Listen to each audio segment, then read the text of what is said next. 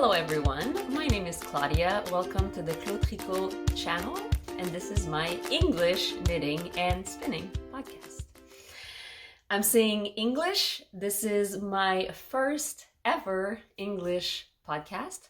As you might be able to tell, if you go click on my channel, you'll see that I've had quite a few podcasts before that I actually call vlogs, because somehow at the beginning when I started doing these podcasts in French, I had a weird feeling about calling something video a podcast, but then I got told later on that it actually now is common. It's a common word for this kind of podcast, but I called it a vlog in French. So if you go on the French side of things, you might have seen that I've made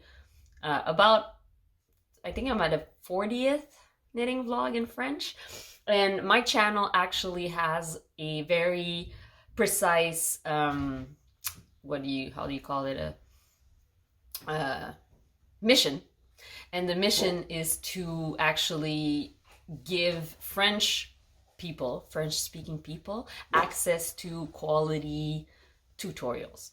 Because as you might be able to know, or like if you speak another language, you know that on YouTube, if you search for English tutorials about anything, you'll find about 10,000 options in English. But in French, it's quite difficult to find quality content sometimes. So I started making French tutorials, and I decided recently that I wanted to open my channel up to English speakers, because I live in Montreal. I live in Montreal, Quebec, Canada, and in Montreal, my lifestyle is very much bilingual. I didn't grow up bilingual. I grew up speaking French, and then I learned English in school like everybody else, except that I had the privilege to be able to go into a English program when I was 11 years old, and I did half of my school year in English, which kind of helped me get more comfortable with English. And I went to a private high school that had very high levels of English classes. And then when I moved to Montreal, I was a waitress for a while, and being a waitress in Montreal, downtown Montreal, means you have about 50-50 like French and English customers. And then I started swing dancing and traveling the world, swing dancing with the person who's now my husband, who is American. And so English became a big part of my life. I didn't mean to do this whole spiel about my life before even kind of saying what the goal of this first episode was going to be, so let's do that. I'm not a very scripted person. I'm a very go with the flow kind of person. So today, since it's my first ever podcast, I'm not gonna go through the regular kind of what I've finished knitting, what my work in progress, my new yarn that I've bought, etc., etc. Because I want you to know me a little bit. I like watching a first episode and knowing that I'm getting a little bit of information on the person. And then, like, when I start watching a new podcast, what I will often do is I'll watch the episode the person's on. So if it's like episode number 68, I'll watch 68. And then if I like the energy, I'll go back to the first one and kind of try and get a little bit of a backstory of that person. So I'm giving you the backstory right now, and hopefully you guys like what you hear and want to come back to watch more. So what I was gonna say is that, yeah, my channel is very much French, but I'm opening up the English side. And my goal is to ultimately be able to offer the same quality content to the English community. Even though you have the option of like 1,000 tutorials on everything, I still am of the opinion that every teacher has something to offer. And sometimes something you might not understand with someone, you'll understand with someone else. And sometimes also someone else will have a little insight that the other person didn't have that works for you. Also, personality wise, sometimes we click with someone, we click less with someone else. So I think offering English tutorials will also be something interesting. And if you're not interested in the tutorials and you only want to watch the podcasts, no problem. Love that too. I'm a very intense consumer of podcasts, knitting podcasts. And one of the reasons that drove me to want to do the English side is that I watch so many English podcasters, and I feel sad sometimes that I can't connect with them in this way. So obviously the French podcasters, I watch them, they watch me, and so we have this relationship that builds. But I watch a lot of English podcasts and I even comment on their podcasts, but you can't really watch me back because it takes a lot of effort to watch a podcast in another language. Like, yes, Google Translate exists, or I mean YouTube Caption, you can change the language, but it creates lots of weird things because obviously my Quebec accent is not the basic French that you get in writing. So the caption don't understand everything, and they clearly don't understand all the knitting terms and company names and all those things. So I'm really happy to be doing this in English as well. So where was I? I was in the part of my life where I met my husband swing dancing. We were professional swing dancers that toured the world teaching swing dancing, Lindy Hop particularly, Lindy Hop, Balboa, blues, those dances from the 30s, 40s, approximately. And that's when I started knitting, because I mean, let's be honest, like most people, I learned how to do a knit stitch and a purl stitch when I was very little. I must have been maybe like 10 or 12, and my grandmother was a knitter, and so she taught me how to knit. And like most people, I started a scarf, a basic garter stitch scarf, and I made probably this much progress on it, and then it went to the side and it never got picked up ever again. My mom was also a knitter before she had me. So when she had kids, I have a sister from the same mother, and I have another sister from my dad's side. But after she had me and my sister, you know, knitting just kind of got pushed to the side and never came back in her life. So she didn't necessarily push me to learn how to knit more. Then when I was in Cégep, which in Quebec is in between high school and university. So when you're 17, you finish high school, and then you get to Cégep, which is a 2 or 3 year program, depending on if you're going to go on to go to university or not, basically. When I was in Cégep, my roommate was a crocheter, so I learned how to do basic crochet stitches. So I learned how to, like, again, I did some scarves for my entire family. But at some point I got bored and I stopped. And then when I was a swing dancer with my husband, where like I was teaching all around the world, we were oftentimes in airports, airplanes, hotels, waiting for the next class to start, traveling a lot and having quite a bit of free times on my hands and not knowing what to do with it. One particular event, dance event I went to, we were rooming with someone that was knitting, and she was knitting. I can still picture it. Maybe in my brain it's even like it's made up to be like more than it was, but in my brain it was so amazing. She was knitting with double pointed needles, tiny ones, on a pair of gloves, and it was color work, like stranded gloves. And I saw it and I was like, whoa, this is like next level. And I asked her about it, and she introduced me to Ravelry, and that was in 2009. So that was way back. It doesn't feel like 2009 to me, feels like it was yesterday, but obviously it's been 12 years. So I've been knitting for close to 12 years. She introduced me to Ravelry, and I just looked at all the pictures of all the patterns you can make, and I was like my brain was blown by everything you could create with needles and yarn.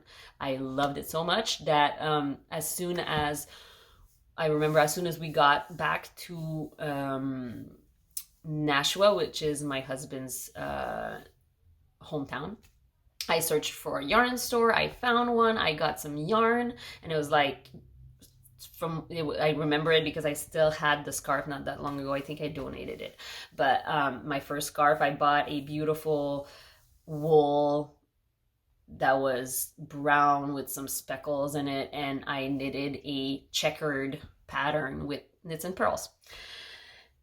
I taught myself. I'm self-taught. At that point, even though my grandmother had taught me, I obviously went on. There wasn't that much on YouTube at that point. Like even big names like Very Pink Knits and like those people were not there in 2009, or they were barely starting. And so at that time, I used to go on knittinghelp.com, which had like a bunch of videos on different techniques, and I loved also that they showed how to knit those techniques in English style and continental style, which for me ended up that I like started knitting English and then moved on by myself to continental style because I wanted to knit color work. And the first time I knit color work, I used both hands, and then when I used both hands, I then gave up knitting my English style to concentrate on continental style. And then now I knit continental. And what was I? Where was I going with that? Blah blah blah. You might be bored right now. That's okay. If you're bored, you can, move on to maybe I'll put a timestamp onto like actual knitting content, or there might not be any. We will see. I don't want to make it too long of a podcast today to say hello to you, but usually on my French vlogs, I will talk for an hour, 50 minutes every other week. I like to talk. I can talk for a long time. Okay, so yeah, I started knitting then. I never stopped. I knitted, and it's been part of my life for a very long time. I kind of slowed down a bit when I had my kids. So I have 2 kids. I have 2 beautiful daughters. They are presently, right now in 2021, 5 and 7. And when I had 2 young kids, I kind of slowed down a little bit on the knitting because obviously time was not as there. And then at some point, I kind of regained the energy and the will to be knitting, and it just took off because of the community. When I started knitting almost 12 years ago, the community was a lot on Ravelry, so I would be on the forums and share with people there a lot. Then I discovered a knitting group in Montreal at some point too that I used to go to every once a week at night. But then when I got back into knitting, I have to probably 3 years ago, maybe, when I got back into it real intensely, I discovered this new community of people on Instagram, on Facebook, and on YouTube. And that community is thriving, and I loved it. And all the new trends were super interesting to me because way back when it was mostly commercial yarns. There was not that many hand dyers. Those were there was very few of them. So it was I remember. So I will talk about people that are from here because obviously I'm in Quebec. So I remember when Julie Asselin was just starting, and now Julie Asselin is everywhere. She has amazing yarn, and she's been there for a long time, and she's known worldwide. But when I remember the first time I saw her yarn in a local yarn store, and the owner was like, "Oh, I have this new brand that's just starting out, and she's amazing." It's super exciting. So I feel a little bit like I came back into a very bubbly, interesting, full of excitement time in knitting. And yeah, it's feeding my soul. It's making me who I am. So on to like about me in the knitting world, let's say. About me, I love, love, love, love, love, love, love to knit sweaters. I'm a big sweater knitter. In 2020, I knit 18 adult garment. That doesn't include the kids ones, right? So I knit 18. To be honest, 2 of them were short sleeved, and one of them was a tank top. But still, 18. Some of them were big. One was a men's adult size. That counts for something, right? I love knitting sweaters, and so what I'm wearing right now is I decided to put on one of my favorite, or one of my go-to, one that if I don't know what to throw on, I'll throw on this one and I'll feel happy, whatever the situation. It is the So Faded sweater by Andrea Mowry. Everybody knows who Andrea Mowry is, right? It's a So Faded sweater. And I knit it out of a kit that was dyed by Urso Yarn Co. She is also from Quebec. The name of the owner is Paul TB. And she dyes just beautiful colorways. And this yarn particularly was sold as a kit. So it's a kit of 5 colors. So 1, 2, 3, and then 4, 5 are here.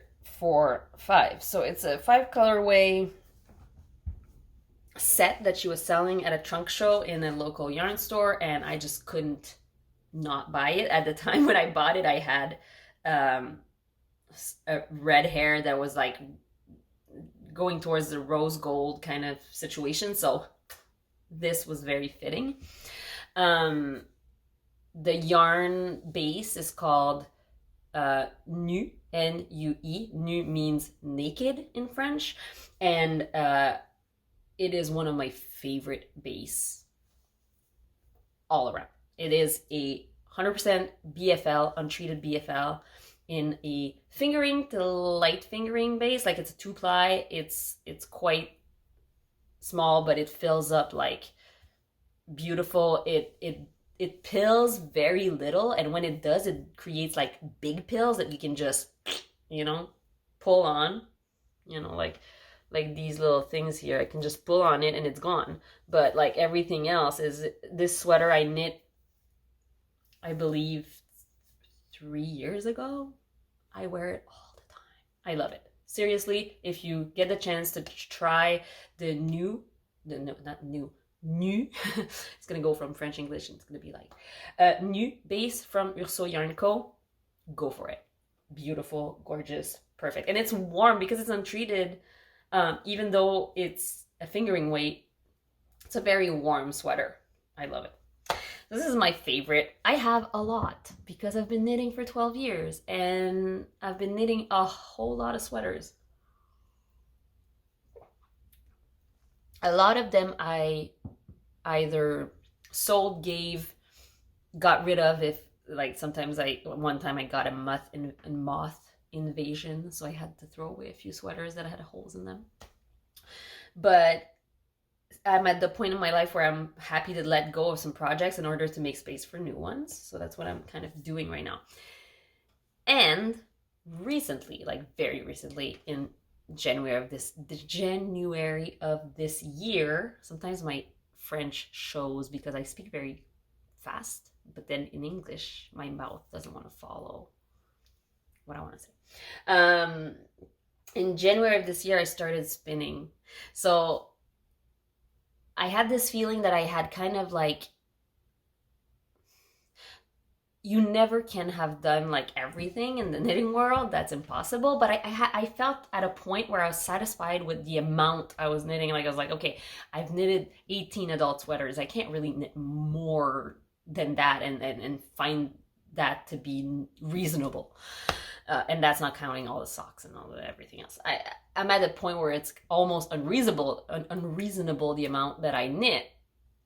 So I turned myself towards spinning because I'm like, if I have so much time to knit, then maybe I can cut down a little bit on the knitting and actually start backtrack like one more step towards making my own garments. So I started spinning and I fell in love.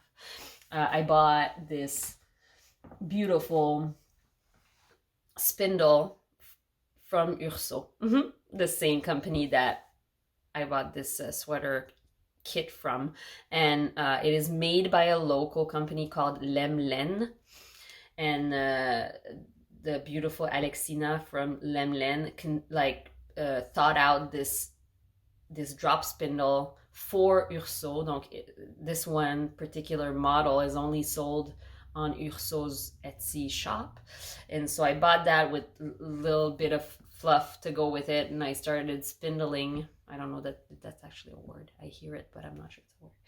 Drop spinning, and I loved it. I actually made my first full skein with a drop spindle, and then I fell down a rabbit hole, as you do, and I bought myself a wheel. I bought a used Ashford Traveler double threadle wheel, and I bought 1, 2, 3, 4 supported spindle. So I have a few supported spindle as well that I've been using quite a bit. So the whole spinning rabbit hole is new for me, but it is definitely here to stay. And you're gonna hear about spinning as well on this podcast. So if you're only interested in knitting, I will always be talking about my knitting first, and then I will move on to the spinning. Obviously, sometimes the knitting content will have spinning because I will knit with my spun yarn, but I'm still going to talk about the patterns. I'm still going to talk about the material I use and everything. So don't you worry if you don't spin. There's still going to be content for you every time. So that's a big presentation. No? Oh, one more thing. I love color. I love color so much. Like, some people are neutral people, and I respect them because I also love neutral. Like, who doesn't like neutral? But I'm a color person. If you go back into my videos, you'll see that I used to have very bright hair that I shaved off when the pandemic hit, and I couldn't stand not being able to dye my hair professionally because I wasn't going to do it myself. So I just buzz cut everything, and now it's growing back, but it's growing back. It's never growing back. Like, I haven't had long hair in a very long time because I love short hair. So my short hair is staying. But what I was saying is I used to do a lot of my color expression through my hair and through my knits. Like, let me just show you a few things that are within reach right now. This is one of the projects that I made last year. If you don't know it, it is it's the Slip Stravaganza shawl by Stephen West. And as you can see, it's very colorful and it's very me. I used a bunch of yarns from Quebec Dyers as well here. So I have some, this teal here is a lace weight teal that I doubled, and it's from Tennis Fiber Arts. And this navy here, and this other color that's more like a marled or variegated speckled color. Both of those are from Gelaine, and it's a MCN base, single ply. And then I have a here Suri alpaca yarn that is from Dyed by Dells, and the orange is actually an old yarn cone that I had bought a very long time ago that I tripled because it's like literally cobweb size. So I got stopped because a neighbor was coming to get something and my dog was barking anyway, and I don't remember what I was saying. That's me. One thing you have to know right now, me and my husband have 2 kids and a dog. And right now, we are renovating the entirety of our building. So we own a triplex in Montreal, and we are renovating everything down to the ground. So the only thing that's staying is like the support walls. So right now we're living in a temporary apartment, which is in front of our house, which is amazing, but it is a smaller, and it is not ideal. So I haven't found the perfect spot to film yet, because this is a spot I really like, but the light is not always consistent. And there's another spot I like for the light, but the background is just a white wall. And because my family, because of a bunch of different reasons, right now we all work from home, and so I get interrupted a lot when I do these things. And it's fine. It's life. That's how it works. I hope you're not bothered by it. And I'm not going to edit a whole lot. I don't do a lot of editing in my videos. I cut off some parts if, I stand up to go do something and then I come and sit back down. But like generally, I'm not really bothered by people making a little bit of noise in my house. Just so you know. And right now, to, make everything more difficult than it already is with the pandemic, there's a strike in school. It's the second day of strike for the support. In French, we call them personnel de soutien, so the support workers. So the people that are not the teachers, but that are the childcare people, and like service de garde, secretary, the people that are supporting basically the teachers, and that if they were not there, the school would not work either. So they're on strike because their conditions are horrible, and I 100% support them, 100%. But it means that our kids are at home more than we were expecting. We didn't get a very long heads up. So my husband right now is at the park with like 4 of the kids of my child's school. By the way, in Quebec right now, we are still under some regulation concerning COVID. We're not supposed to like hang out at people's houses or in their backyard or gather and things like that. But outdoors, we can be around people with a 2-meter distance. And mostly the thing is, the kids already are a bubble in their classroom. So we are watching over other kids that are in the same class to help out parents so they can work from home while their kids are also at home, right?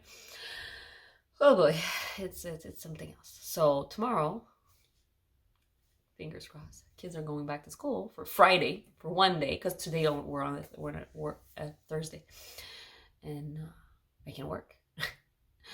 My work being editing those vlogs, making videos for you guys on the channel, etc., etc. I've been rambling for quite a bit, and I think I will say goodbye to you for now, and I will pick right back up in the next episode, second one, with actual knitting that I'm doing right now. So I will show you what I have on my needles. I will show you what I've finished in the last few weeks, and I will show you my future project and my acquisition and all those things. I hope you are excited to see those. The English podcast will be following the French vlogs. So every week that I post a French vlog, I will also post afterwards an English podcast. And I really hope that you decide to subscribe to my channel and give me a little comment at the bottom here. I would love to know where you are listening to me from, or where you've found my podcast. Do you also have one? If you do, please write it down. I am missing very much social gatherings. I cannot wait to be going to a yarn event.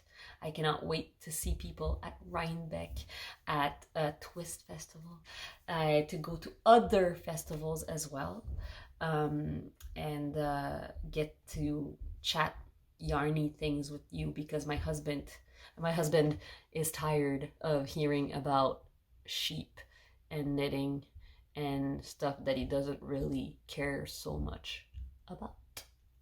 I wish he cared about it more. He actually listens to me quite a lot. He listens to me, but he does not care the way I care, and you care. So that's that. Thank you so much for being with me. Don't forget to do the little bell button to be notified next time I post a video. I usually post twice a week, which are going to be mostly French videos, but every 2 weeks there's going to be an English vlog, and soon enough I will be adding to my regular schedule a English tutorial as well. So there's going to probably be a 3 video a week schedule on my YouTube channel. So yeah, don't forget to go follow me on Instagram. I am Clo Tricot with an S, and on Ravelry I'm Clo Tricot as well. If you are not using Ravelry, I am very aware that a lot of people cannot use it. All the links to my projects is going to be a Ravelry link, just because that is my one place where I keep track of my things right now. Just be aware that if you are bothered by Ravelry, just don't click on the link. But if you follow me on Instagram, I post a lot about my stuff as well, and the name of the patterns and everything and the name of the person making the pattern will still be in the description box down here before I put the link, so you can still know at least what it is that I'm knitting on and who are the where the yarn comes from. So I might find another solution to keep track of my projects. If you do have ideas on how to keep track of my projects that is not Ravelry that you like, please write it down in the comments. I will take your suggestions. And that's that. Welcome to my space. I hope you feel welcome, because everyone is welcome in this space. And I will see you next time. Bye.